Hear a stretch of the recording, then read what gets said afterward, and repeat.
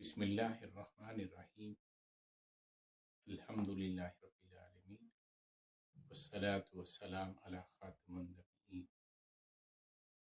رب جلیل نے قرآن مجید فرقان حمید جس طرح لفظ لفظ کی حرمت اور حفاظت فرمائی ہے، اسی طرح سابق قرآن کہ ہر فعل، ہر قول، ہر ادا کی حفاظت فرمائی ہے۔ ابن ماجہ، ترمذی اور امام احمد سے نقل کر رہا ہوں۔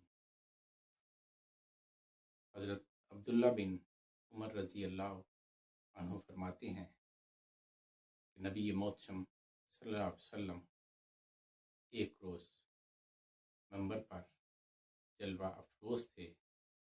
آپ فرما رہے تھے کہ اللہ تبارک تعالیٰ زمین اور آسمان کو اپنے ہاتھ سے پکڑتا ہے اور فرماتا ہے کہ میں جبار ہوں، دیگر جبارین کہاں ہیں، متکبرین کہاں ہیں۔ نبی محتشم صلی اللہ علیہ وسلم دائیں اور بائیں یہ الفاظ دہرا رہے تھے کہ منبر نے حرکت شروع کی اور گمان ہونے لگا کہ یہ اتنی تیزی سے حرکت کرے گا کہ نبی کریم صلی اللہ علیہ وسلم کو اس پر کھڑا ہونا مشکل ہو جائے گا۔ لیکن اس منبر نے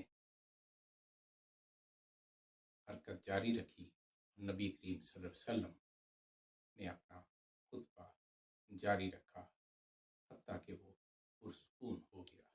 ام المومنین حضرت عائشہ صدیقہ رضی اللہ عنہ فرماتی ہیں کہ نبی محتشم صلی اللہ علیہ وسلم ایک روز منبر پر خطبہ ارشاد فرما رہے تھے جب آپ صلی اللہ علیہ وسلم نے سورہ زمر کی آیت وما قدر اللہ حق قدرہ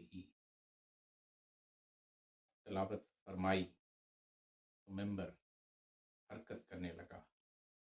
نبی محتشم صلی اللہ علیہ وسلم نے منبر کی حرکت کے دوران ہی اپنا خطبہ مکمل فرمایا